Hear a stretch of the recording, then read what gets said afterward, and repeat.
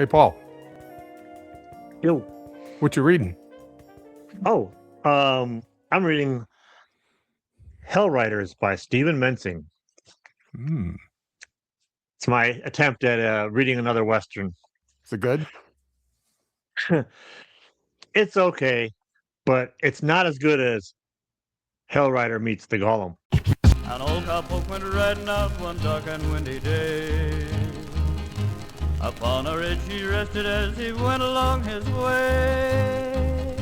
When all at once a mighty herd of red-eyed cows he saw, a-plowing through the ragged skies and up a cloudy draw. I'm Paul, I'm Steve. and that was in no way rehearsed. This is Check Yourself. So I figured it was time to do another audio play radio old time radio episode today. Since neither one of us have really read as much to do an actual episode on a book. It's true, But they like those old timey radio shows, though. Yeah, and this They one like is the a old month. timey This radio one, shows, Bob. yeah. Oh, there he is. Like, where's Bob? This one is one of my favorites, and requires a little bit of setup. Only because I don't want to confuse anybody who is listening, which is usually why you explain things. It's a common reason. Yes. This is my attempt at doing an old time radio show, complete with all the whistles and bells, and I based it on a issue of Ghost Rider from like 1949, which Ghost Rider was a Western hero back in the day who was fairly popular. And the problem with the story was, like, it was so rushed and so hurried and so much stuff was glossed over. I'm like, how did you just totally like screw up this iron ball? But in this story, Ghost Rider meets Frankenstein's monster. Well, being as Ghost Rider, in spite of what Marvel will tell you, Ghost Rider's in the public domain. I thought it would be fun to recreate that story, flesh it out a little bit, add new characters and stuff. Back around 2008, my wife at the time and I were at this comic book convention in Detroit, and I met Dick Ayers, who was the artist and co-creator of the original Ghost Rider. In fact, I got this so I can reach it. He's an old man. He's gone now, unfortunately, because he was one of the nicest people I ever met. But I got this original piece from him of the original Ghost Rider on his horse Spectre. I'll put a high quality, better image up for those of you watching at home who aren't listening to the podcast. Anyway, he told me the story about how his editor basically came into their office. He's pushing this gigantic this gigantic, like record player. And this 1948, 49, puts the needle down on the record and plays the original version, which was the only version at the time, of Stan Jones's Ghost Rider in the Sky. And when they got done with it, he said, make that character. So they created Ghost Rider. I thought Ghost Rider was about Stephen King's team of people that write his books for him. I've misunderstood that story for years. That song. You mean the original AI? Yeah. Ghost Riders riding it. No kidding. Fight us in the comments. Please. But anyway, so without further ado, unless you had any more ado. I got no ado. All right, then. And through the magic of editing, we bring you the Hell Rider meets the Golem. This is the Mysterious Traveler, inviting you to join me on another journey into the strange and terrifying. I hope you will enjoy the trip, that it will thrill you a little and chill you a little. So settle back, get a good grip on your nerves, and get comfortable, if you can.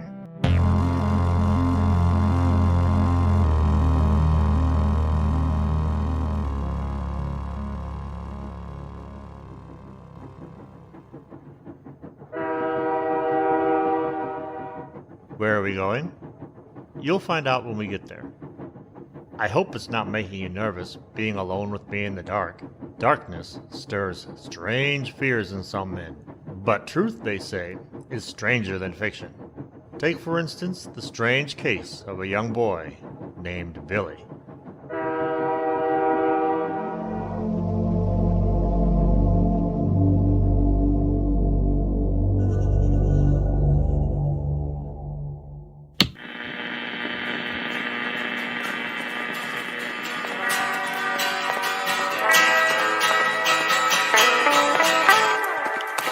This is the legend of Rex Fury, a man born to the West who died by the guns of evil men. A man whom the fates gave a second chance to ride the range as a specter of justice. The legend of this hellish rider swept like a cold breeze down the spines of those men who hid around campfires at night and feared the light of the law. U.S. Marshal by day, galloping ghostly vigilante by night. This, then, is the legend of the Hell Rider. Up, Spectre, away!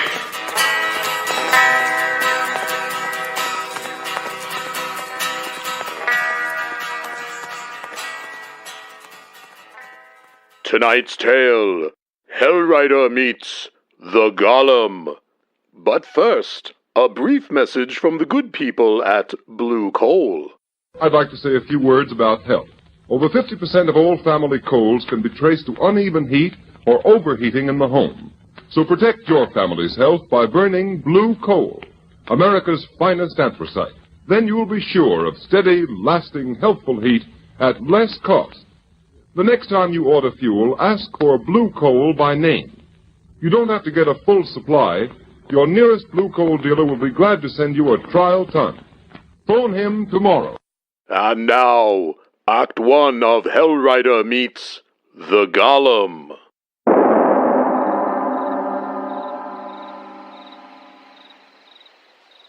Thank goodness the clouds finally broke. Without the moonlight, I couldn't see my hand in front of my face. What in tarnation are we doing out here on a night like this anyway? Looking for that bobcat what's been terrorizing my chickens, that's what, Ernie. Look, up on that cliff over yonder. You must have cat eyes, Harper. I can't. No, wait, I see it. Two fellows struggling, looks like. Did y'all see what I just saw? Moon just went behind the clouds again. The killer don't know we're here. He's gone. Slipped into the shadows. What are we going to do about it? We're going to get on our horses and ride out of here like we saw nothing. That's what we're going to do. Yeah, he's right. Did you see the size of that there feller? He's big enough to hunt a bear with a switch. I'd hate to have the likes of him coming after me. He was a monster.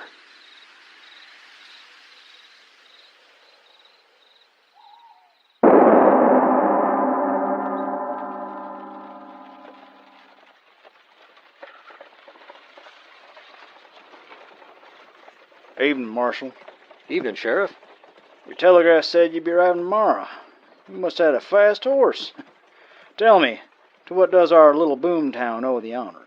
Nothing official. Here visiting a friend. Fellow by the name of Locke. Matthew Locke? The same. Know him?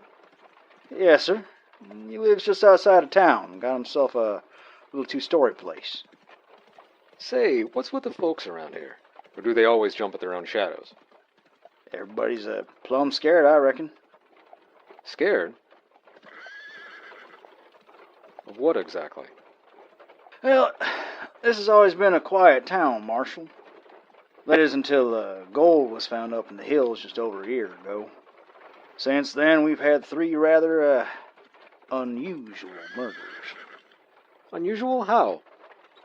Well, the first one was old Freddie O'Brien. he just struck gold, too. Poor Freddy. Never had an ounce of luck in his life till then. He was found at the bottom of a cliff. Arnie Engstrom was found choked to death a few months later. Whoever done it must have been a big one, judging by the hand marks around his neck. It happened outside town, not far from where Freddy was found.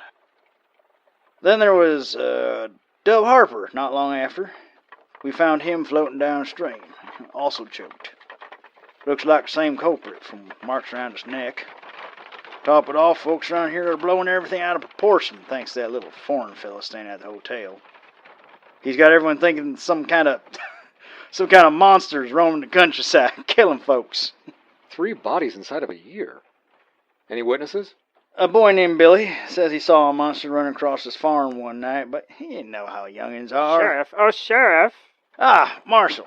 This here's Seville, the one I told you about. Professor Seville. Greetings, Marshal. You're a long way from home, ain't you, Professor? Indeed. Like I said, the professor here is chasing the crazy notion that he's just gonna... It's no mere notion, Sheriff. The evidence is clear. I was visiting your country, doing research on the native peoples of this area. When I read of the boy's sighting, I came here immediately. Tell me, Marshal, are you familiar with the explorer Robert Walton? I'm afraid not. All right, let's step in my office if y'all gonna carry on like this.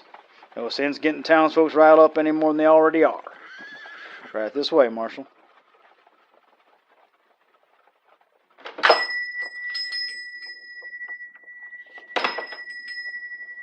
Here you go, Marshal. Have yourself a cup of coffee, wash down that trail dust. You come quite a spell, I reckon.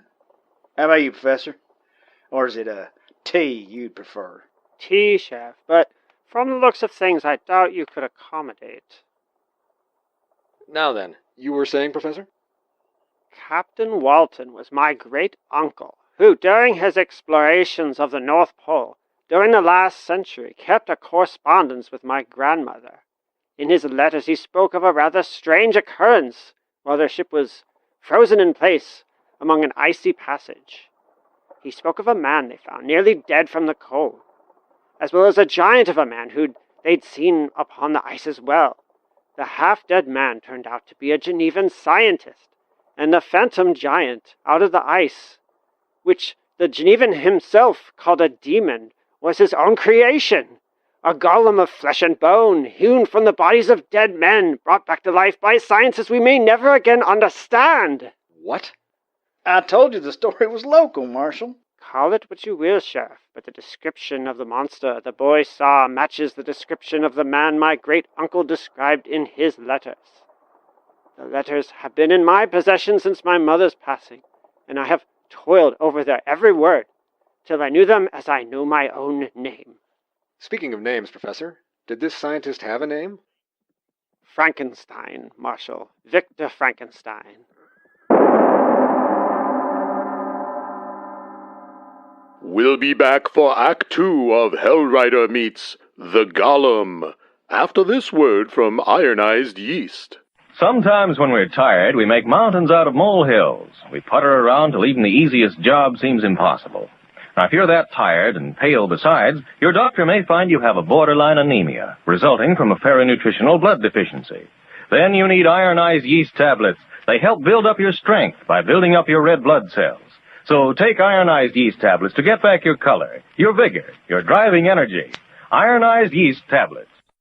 And now, Act 2 of Hellrider Meets The Golem. Now hold on just a darn minute, Professor. I'm telling you, whoever's responsible for the deaths of them there men weren't no damn monster. A big fella, sure, maybe. That would account for his strength, but I once saw myself a strong man at a traveling show who could bend himself. Let's not be so hasty, Sheriff. I've seen things in my travels that I can't rightly explain. Thank you, Marshal. But if what you're saying is true, Professor, that would mean the creature is probably 100 years old. He'd be dead and gone by now. Under normal circumstances, yes. But can a creature made by man, wrought by the very forces of nature, and not possessing a soul, truly die? Begging your pardon, Sheriff. I got a message here for... Oh, yes. Come on in, Billy. Marshal, this here's the youngin' he says he's done saw the professor's creature. Howdy, Marshal. Hello, Billy. Is that true? What the sheriff said? Did you really see this creature? Yes, sir. Like to make me jump out of my skin. And this was well before Mr. O'Brien was thrown off the cliff. It happened one night while I was making sure that our chickens were all put to the roost. I saw this great big fella lumbering off in the distance. He didn't see me, but I sure saw him. I'll never forget those eyes of his. They were practically glowing in the dark. I told folks about it, but all they said was that I was plumb loco, even though the newspaper man did a story on me. But that just made people around here poke more fun at me. And it was that very article that fell into my hands, Marshal, which sent me here. And folks stopped laughing once those fellas started turning up dead. Well, Marshal, now that you've heard all this, it all sounds like a bunch of hogwash, doesn't it? Well, Sheriff, these murders do sound like they need more looking into. After I visit Locke, I'll... Did you say Locke, Marshal? You mean Matthew Locke? Yes? In all that excitement, I plumb forgot. But Mr. Locke sent me here to fetch you, Marshal.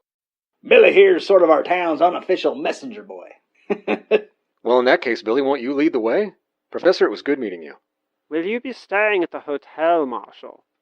It's already getting late. I'll most likely stay at Matthew's place. Sheriff, I'll be back in the morning to discuss these murders further. All right. Say hello to Matthew and his daughter Meredith for me. Will do. Come on, Billy.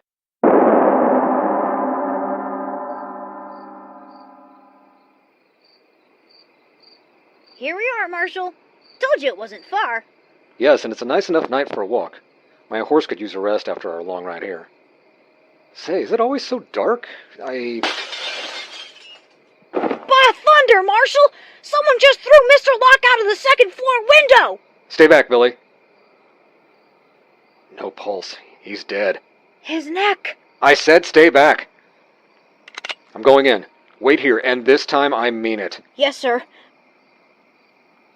United States Marshal, whoever's in there, give yourself up.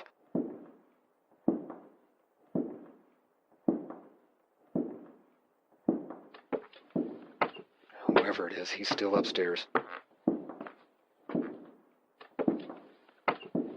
All right, you, come out and... Ooh! Somebody pushed me. Stop! Too dark. I missed him. That came from outside. Meredith! Where did you come from? I was just coming back from town. My father, is he... I'm afraid so. His killer must have made off through the back door. Billy, take her, find the sheriff. Let him know I'm going after whoever did this.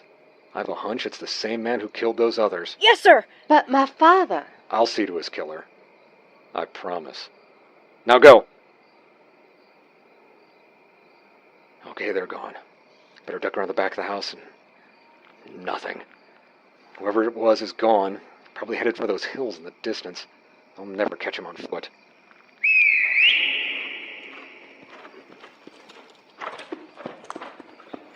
Easy, Billy. Easy, Spectre.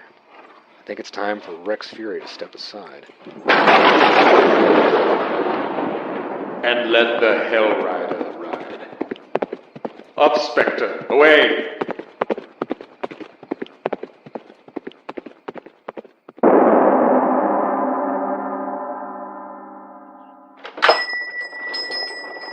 Good evening, Sheriff. Evening, Professor. Say, if you're here to go on about your monster story again, it's late. I'm tired and I just don't have the strength. Not to worry. This is merely a social call. It seems no one in this town will indulge me in a game of chess. Tell me, do you play? Chess? Well, I'm no expert at the game, but I've played a couple times. Sheriff! Sheriff! It's the monster! He done struck again! I knew it was only a matter of time. Now, hold on there, Billy. What are you going on about? It's true, Sheriff. Miss Meredith? What are you saying? Well, Maybe not a monster, but definitely the killer. It's her, Pa. The monster's got him just now, and Marshall's gone after it. Here, sit down, young lady. There you go. Tell me what happened. You see, my father and those other men, Engstrom and Harper, saw O'Brien get thrown from that cliff.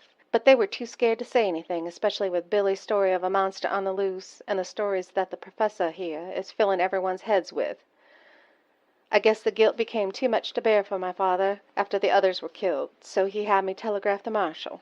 But why contact Fury? Why not come to me?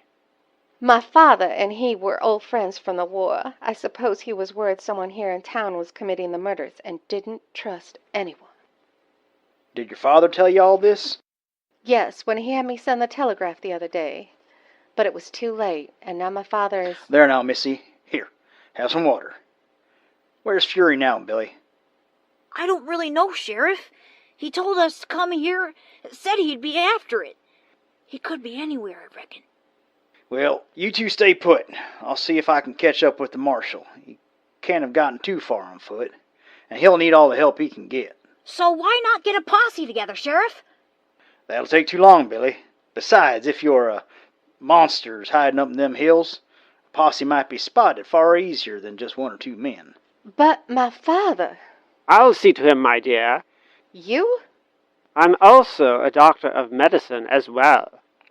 I'll take you as far as Locke's place, Professor, but don't get any ideas of following me beyond that. Man or monster, you'll be seeing it soon enough when we bring it back in shackles.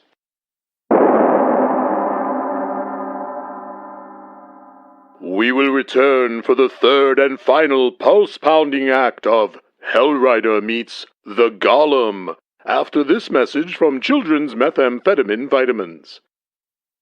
Say, Mom, are you having trouble getting little Jimmy out of bed in the morning? Is Susie having a hard time paying attention in class? Well, why not try Viral's Children's Chewable Methamphetamine Vitamins? Packed with plenty of pep, you're sure to notice a difference. After all, if it was good enough for Dad during the war, it's good enough for your kids.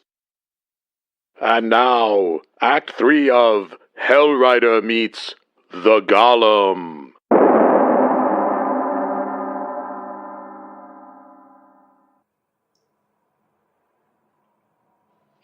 Bennett!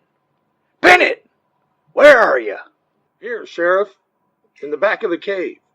Ah, there you are. Put out that lantern, will you? It'll draw attention. Attention? From who? That's better. The marshal. He's out there somewhere nosing around thanks to you. Me? Yeah, he's a friend of Locke's. That was him at the house, you idiot. I was only sticking to the plan, Sheriff. Yeah, well, that blasted marshal showing up tonight kind of changed the plan. Well, how was I supposed to know that? Living up here in this cave like some kind of animal. I had no idea he was in town. I meant to get up here and tell you to lay low for a while, but he got here a day early. So what do we do now? We ain't gonna do nothing. Or rather, you ain't. What are you doing with that pistol? Why, my job, of course. The marshal will hear the sound of a gunshot. But it'll be a while before it gets here. He's on foot, see? When he does show up, I'll inform him that, why, when I found the killer, he put up a fight and I had to put him down. But I ain't got no gun, Sheriff. Who's gonna believe... Believe what? That you're not a threat unarmed? Why do you think I hired you away from that traveling show? You're big as a horse, boy. Plus, you're still in that ridiculous get-up we based off Billy's so-called monster we've been using to keep the town folk too scared to go nosing around. No one will ever doubt that you killed Engstrom or Harper either, judging by the size of you. I've already managed to find Freddy's claim. Once I have it forged in my name, all that gold will be mine. Sheriff. What was that? I don't know. It came from the back of the cave. Who's there? It is I, Sheriff. The Hell Rider. The Hell Rider? I thought he was just a story. Yeah, well, story or not, He knows our plan. Come out back there. Light that lantern, Bennett. He can't hide if we're... Wait. What are you... No!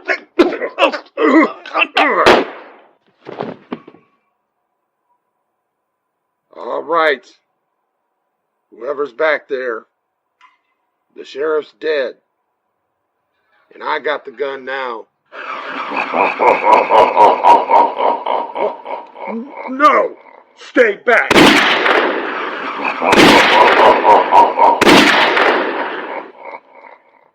You missed, Bennett, but then you can't kill a ghost, can you? No! Stay back!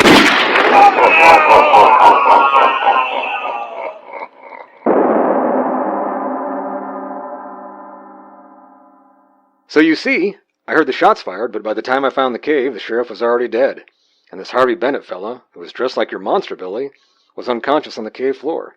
Even though he was out cold, he was muttering something about the Hell Rider. The Hell Rider? Gosh, Marshall, I sure wish I could have seen him. I think you've seen enough monsters for one lifetime, Billy. Indeed, young lady, though I must admit that learning the origins of your particular monster is a bit disheartening. But still my search will continue. You don't honestly believe your monster is still out there, do you, Professor? Until I know for sure, I can't say otherwise. But where did the sheriff even find a fellow like Bennett? He's definitely not a local. Well, when the professor and I were first discussing with the sheriff, he mentioned once seeing a strong man in a traveling show. That was just before Billy here came into this office to fetch me. When he came to, Bennett confessed to being that very man. He said the sheriff offered to pay him a percentage of the gold in Freddie O'Brien's mine if he helped him. Ghastly, simply ghastly. So, Rex, what are your plans from here? Well, Meredith, I'll at least be sticking around until the new sheriff arrives in a few weeks. And I will, of course, be attending your father's funeral. I'm at your service till then, of course. Bless you. What about you, Professor? Well, with the mystery of your town's monster no longer holding me here, I shall resume my studies upstate. Well, it certainly seems like the fun's all dried up in this town for sure. What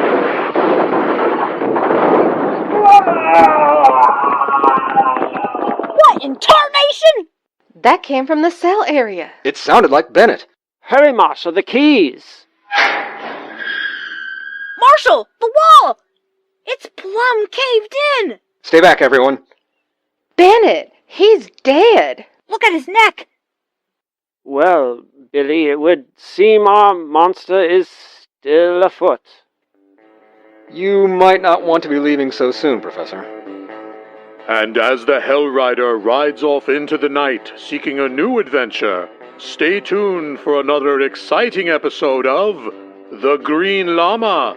Tonight's adventure, The Last Dinosaur, brought to you by... Boy, how many times do I have to tell you?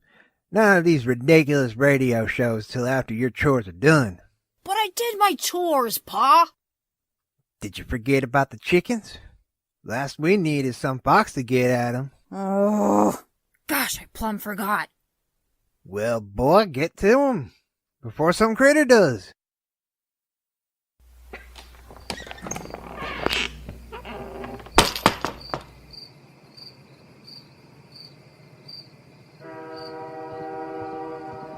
Here, chick. Come on now, we gotta get you. What in? Up section, away.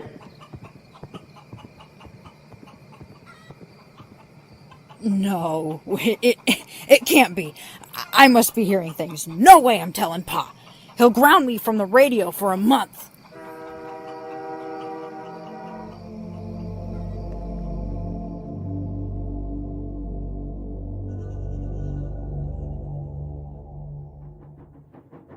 So the question is, did young Billy's imagination get the better of him? Or is fiction actually stranger than truth after all? Especially in the mind of a young boy, who is now probably old enough to be your grandfather. At what age do we lose the ability to tell the two apart, I wonder? That reminds me of another tale where... well, another time perhaps. It would seem that this is where you get off. Me? Oh, I have a ways to go yet, for I am the mysterious traveler.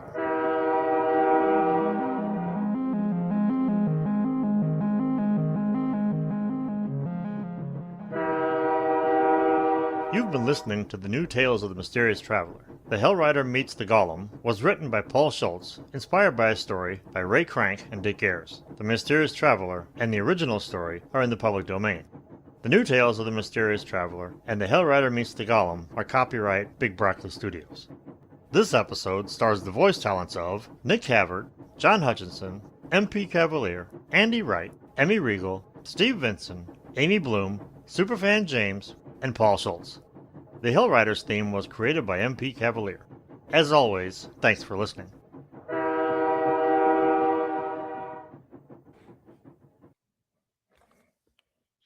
Ghost Riders in the stand. All right, well, there you go. Hell Rider Meets the Golem. Now, admittedly, I kind of buried the lead a little bit with the title of this, but I wanted to create some kind of mystery for it. But this was one of my favorite things we ever did, dude.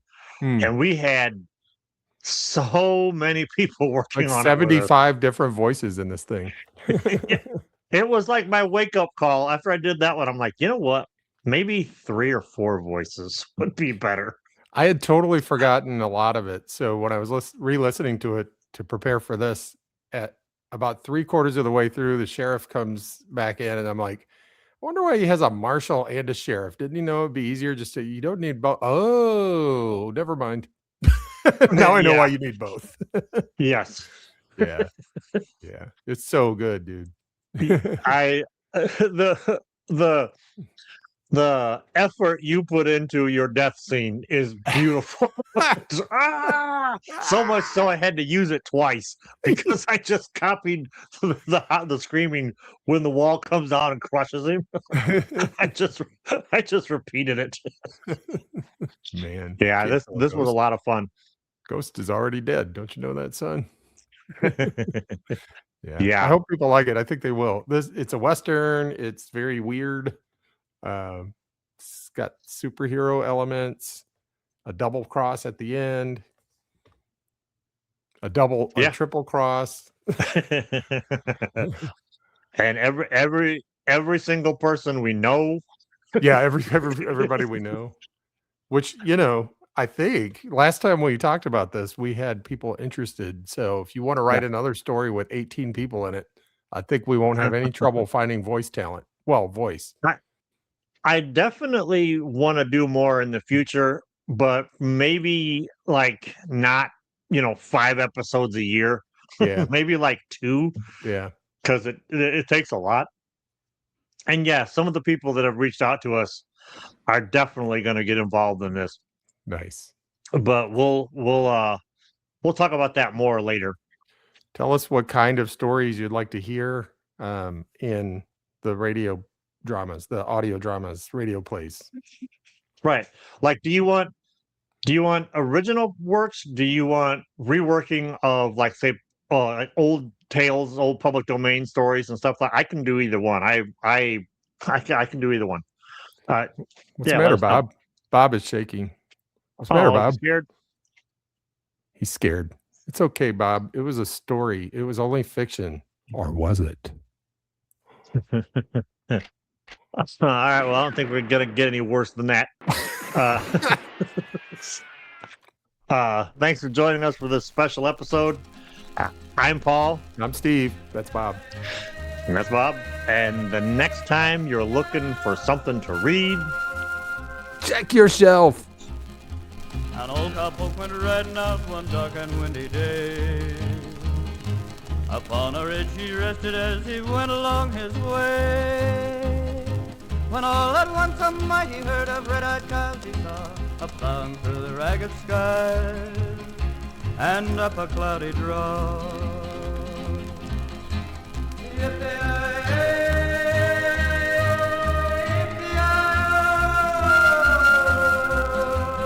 Ghost riders in the sky. Their brands were still on fire and their hooves were made of steel. Their horns were black and shiny and their hot breath he could feel. A bolt of fear went through him as they thundered through the sky, for he saw the riders coming hard, and he heard their mournful cry.